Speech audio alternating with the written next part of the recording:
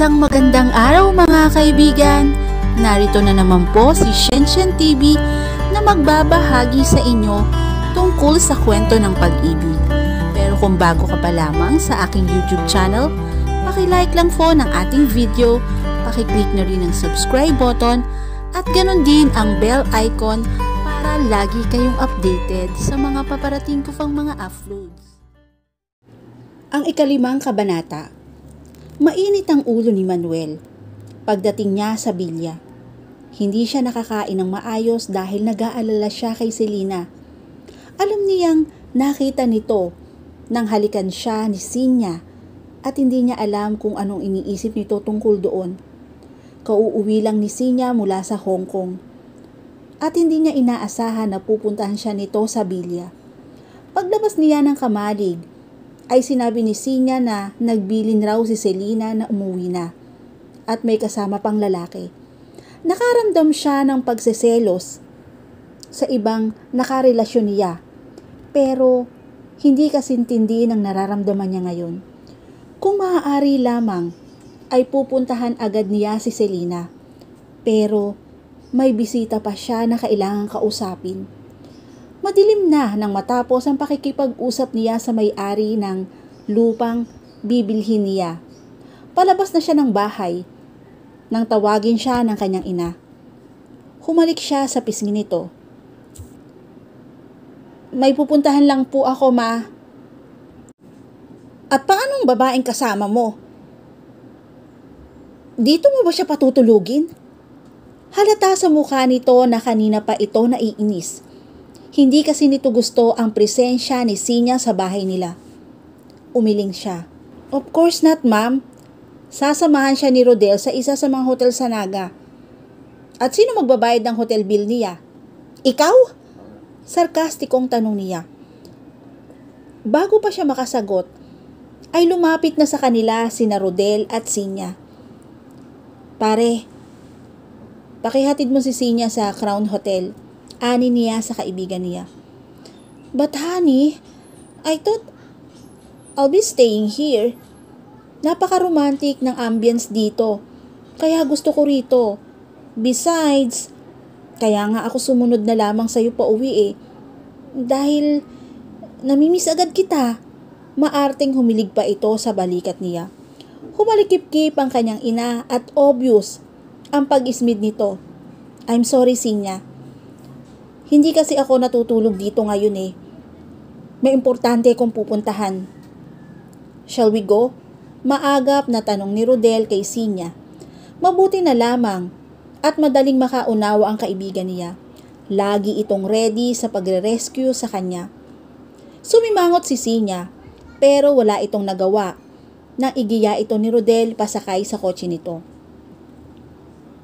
"Hindi ko gustong babaeng yun. Kung siyang ipapanhik mo rito, ipagigiba ko ang bilya ora mismo."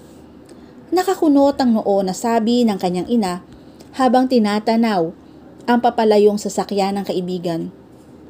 "Ma'am, hindi ko alam na pupunta siya rito. At hindi siya ang babaeng ipapanhik ko rito." Nakangiting inakbayan niya ito. "Saan ka naman matutulog ngayon? Huwag mong sabihin na may bago ka na namang biktima, ha? Don't worry. Good boy ang anak nyo. Aalis na po ako. Naghihintay na ang magiging manugang ninyo." Humalik uli siya sa pisngi nito bago sumakay sa bagong BMW niya. Kumaway muna siya sa kanyang ina bago niya pinasibad ang sasakyan. Napangiti siya nang maalala niya ang reaksyon nito sa sinabi niya. Mukha itong natulala. Marami pang tao ang nagpaparoon at parito sa kalye ni Selena. Pagdaan niya roon, ipinarada niya ang sasakyan sa tapat ng gate ng bahay nito. Ngumiti siya sa mga taong nakatingin sa kanya pagbaba niya ng sasakyan. Dumiretso siya sa loob ng bakuran dahil bukas naman ang gate. May ilaw sa loob ng bahay kaya alam niyang nasa loob lang ang babaeng pinananabikan niya. Nakakailang katok pa lamang siya nang bumukas ang pinto. Halatang nagulat ito nang makita siya. "Anong ginagawa mo rito?" Malamig na tanong nito. Binibisita ka. Hindi niya napigilang mapangiti. Halatang nagulat ito nang nakita siya. Anong ginagawa mo rito? Malamig na tanong nito. Binibisita ka. Hindi niya napigilang mapangiti. Halatang nagseselos ito sa nasaksihan kanina. Inirapan siya nito at saka tinalikuran. Isinara niya ang pinto at inilak bago niya ito sinundan. Bakit ang init-init ng ulo mo? Niyakap niya ito at pinaghahalikan sa mukha. Bagong paligo ito at naamoy niya ang sabong pampaligo na ginamit nito. Sanay siya sa mga babaeng imported ang gamit na sabon at pabango. Pero hindi agad napapabangon ng mga iyon ang pagnanasa niya. Kahit mukhang mumurahing sabon lang ang gamit ni Selena at wala itong iwiniwisik na pabango sa katawan nito, nakapagpapabaliw pa rin sa kanyang amoy nito. Itinulak siya nito. Kung makita mo kung may kahalikang iba, matuwa ka, sagot nito sa kanya. Nagsalubong ang kilay niya. Don't you ever say that. Bakit ka nagagalit? Ikaw nga ang nahuli kong nakikipaghalikan sa babaeng bangus na yun eh. Tumaas ang isang sulok ng labi niya. May Selena, nagseselos ka? Itatama ko lang ang nakita mo. Hindi ako ang nanghalik, kundi siya ang humalik sa akin. Kung nagtagal ka pa roon, nakita mo sanang itinulak ko siya. Niyakap uli niya ito, saglit na hindi ito nagsalita. Totoo bang sinasabi mo? Nakaingos sa tanong nito. Hindi na niya napigilan ang sarili. Marugdob na hinalikan niya ito, matagal at puno ng pananabik. Wala nang salitang namagitan sa kanila. Mga katawan nila ang tanging nag-usap. Mataas na ang araw nang magising si Selena. Ngumiti siya nang masulyapan siya sa tabi niya. Bakante na yon pero naiwan doon ang amoy ni Manuel. Niyakap niya ang una na ginamit nito. Ilang ulit siyang inangkin nito nang nagdaang gabi at paulit-ulit naman siyang nagpaubaya.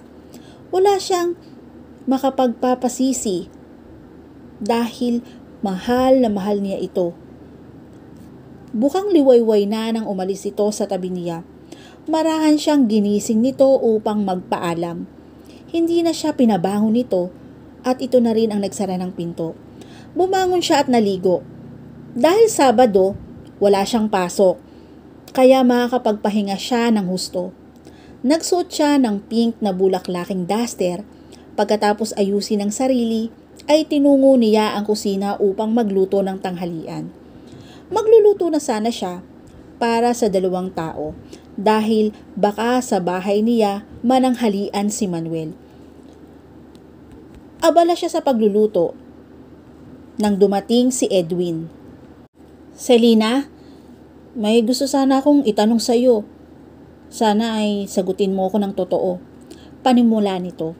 Mukhang seryoso yata tayo ngayon ha. Natatawang biro niya. Hindi ako nakikipagbiruan ha. Alam mo ba na ikaw ang sentro ng tsismisan dito sa barangay natin? Bakit ako? Ano raw ba ang tsismis? Nag-aalalang tanong niya. Totoo bang 2 gabi nang dito natutulog si Sir Manuel? Diretsang tanong nito. Natigilan siya. Anong isasagot niya rito? Paano mo ipapaliwanag sa mga kapitbahay natin ang magdamag na nakaparadang kotse ni MB sa harap ng gate nyo? Tanong nito. Napayuko siya. In-off niyang stove. Pagkatapos ay umupo siya sa tapat nito. Hindi ko alam kung paano ko magsisimulang magpaliwanag. Basta, ang alam ko lang, maligayang maligaya ko. Mahal na mahal ko si Manuel. Napakabilis ng pangyayari sa aming dalawa. At wala akong lakas na tumanggi. Naluluhang pagtatapat niya. Hindi mo man diretsong sinasagot ang tanong ko. Ay alam ko nang ibig sabihin. Naunawaan kita pero nag-aalala ko sa kahihinatnan ng lahat. Handa ba siyang panagutan ka? Umiiling-iling siya. Hindi ko alam, Edwin. Natatakot akong magtanong. Ibinigay ko ang buong tiwala ko sa kanya. Ipapaubaya ko na lamang sa darating na bukas kung ano man ang kahihinatnan ng lahat ng ito. Ang mahalaga, naranasan ko kung paano pahalagan ni Manuel. Selena, paano kung may magsumbong kay Mang Erning? Hindi yun papayag na maagrabyado ka. Nag-aalalang sabi nito. Saka ko naiisipin yun. Ganun siguro ang umiibig. Nagiging tanga kong minsan. Pero hindi na yun mahalaga. Ang importante, masaya ko. Namalisbi sa mga luha sa mga pisngi niya. Nakakaunawang tinititigan siya nito. Hinawakan nito ang kamay niya at marahang pinisilyon. Huwag mong kakalimutan na narito lang ako sa tabi mo. Ngumiti siya habang pinapahid ang mga luha niya sa mga pisngi niya. Kaibigan nga kita. Dito ka na kumain ng tanghalian. Napalingon sila sa bintana nang marinig nila ang pagparada ng isang sasakyan sa tapat ng gate. Kumabog agad ang dibdib niya at bumilis ang tibok ng puso niya. Hindi na. Nakakaistorbo lang ako sa inyo, sabi ni Edwin. Mabilis na lumabas ito ng bahay at sinalubong si Manuel.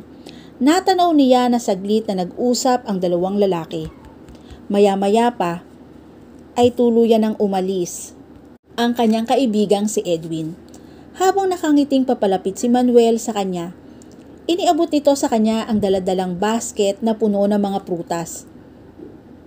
I miss you, sabi nito, sabay halik sa leeg niya. Nag-init ang mga pisngi niya sa ginawa nito. Nakita niya ang ilang mga kapitbahay na nakatanaw sa kanila. Niyaya agad niya ito sa loob. Ang bango-bango ng baby ko. Nanggigigil na pinaghahalikan uli siya nito sa leeg. Inawat niya ito. Tamang-tama ang dating mo. Tapos na ako magluto. Natatawang sabi niya. Naamoy ko nga eh. Bigla ako nakaramdam ng gutom. Inakbayan siya nito papunta sa kusina. Masaya silang nagsalo sa tanghalian. Pagkatapos silang kumain ay nanood sila ng TV sa sala. Extend ang pagpapatanim namin ng mga puno, ani nito. Bakit? Sa pagkakaalam ko, natamnan na ng halos lahat ng lupa nyo. Nabili ko na ang katabing lupa namin kanina. Nagkabayaran na rin kami. Bala kong ipaputol ang lahat ng puno sa lupang yon. Mga payat na kasi. Yung iba patay na. Papalitan ko yung mga yon na mga tambulili. Yung mga mababangong puno ng niyog. Magandang idea yon. Darating ang araw, pwede ka nang magkaroon ng pagawaan ng lambanog at suka doon. Nakangiting komento niya. Yun nga ang bala ko. Pinisil nito ang ilong niya. Magandang balita yun sa amin kasi hindi kami mawawala ng trabaho. Magkakaroon kami ng kita habang naghihintay sa pagbubukas ng mall. Kumunot ang noon nito. Teka, mukhang hindi tayo nagkakaintindihan. Una, gusto kong ipaalam sa'yo na kahapon ang huling araw ng pagtatrabaho mo sa bilya bilang kusinera. Nagulat siya. Bigla siyang napatayo at pinamewangan ito. Bakit? Akala ko ba masarap ako magluto? Bakit sinisisanti mo na ako? Nagtatakang tanong niya. Listen to me first. Nobya na kita, Selena.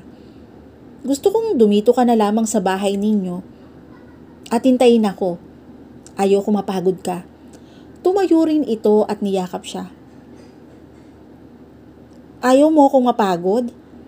Sigurado ka? Pilyang tanong niya.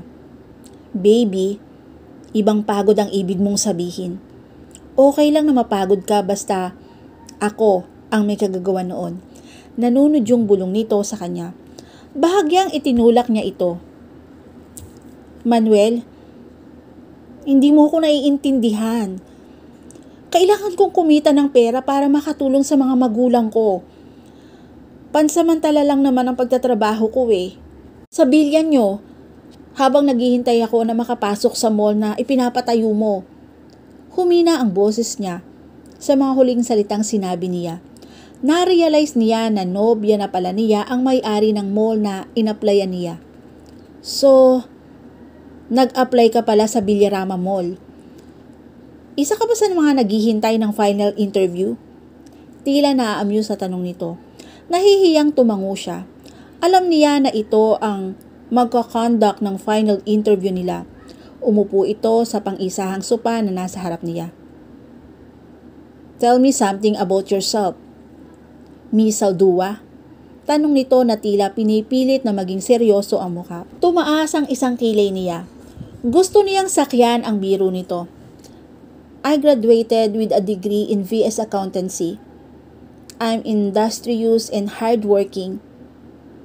I'm very eager to be part of your accounting department since I'm a bona fide resident of Libaman. I am very familiar with the costume and practice of our prospective client. Natatawang sagot niya. Bigla itong natahimik. Hindi ba ako qualified? Nag-aalalang tanong niya rito. Come here, baby. Pinaupo siya nito sa kandungan nito. You never told me you were an accounting graduate. Bakit ka nag-apply bilang kusinera? Masuyong tanong nito habang hinahaplos nito ang buhok niya. Mahirap makakuha ng trabaho na may kinalaman sa kurso ko. Kaya nang mga ilangan si Ma'am Sinaida ng mga trabahador, hindi na kami nagdalawang isip ni Edwin na mag-apply. Pansamantala lang naman eh, habang naghihintay kami ng resulta sa mall. Tumangu-tango ito. Alam mo bang naghahanap ako ng bookkeeper? Mula sa Lunes, sa akin ka na magtatrabaho. Sa bilya ka pa rin papasok. Pero hindi na sa kamalig kundi sa opisina ko. May opisina ka sa bilya? Sa lahat ng bahay ko, ay may opisina ko. May iba ka pang bahay? 6 ang sarili kong bahay. 5 dito sa Pilipinas at 1 sa States. Ang yaman mo pala. Natatakot tuloy ako. Baka makalimutan mo agad ako kapag umalis ka. Siguradong magagandang babae ang nakakasalumuha mo sa ibang lugar. Lalo na sa ibang bansa. Nag-aalalang sabi niya. Hinaplos nito ang pisngi niya. Magtiwala ka sa akin, Selena. Ipinapangako kong mula ngayon, ikaw lang babaeng pagtutuunan ko ng pansin. Paanas na sabi nito. Kapag kakunwan, ay binuhat siya nito at dinala sa silid niya. Nagpa-advertise na ako sa dyaryo na nangangailangan ka ng bookkeeper. Thanks for the effort, ma'am.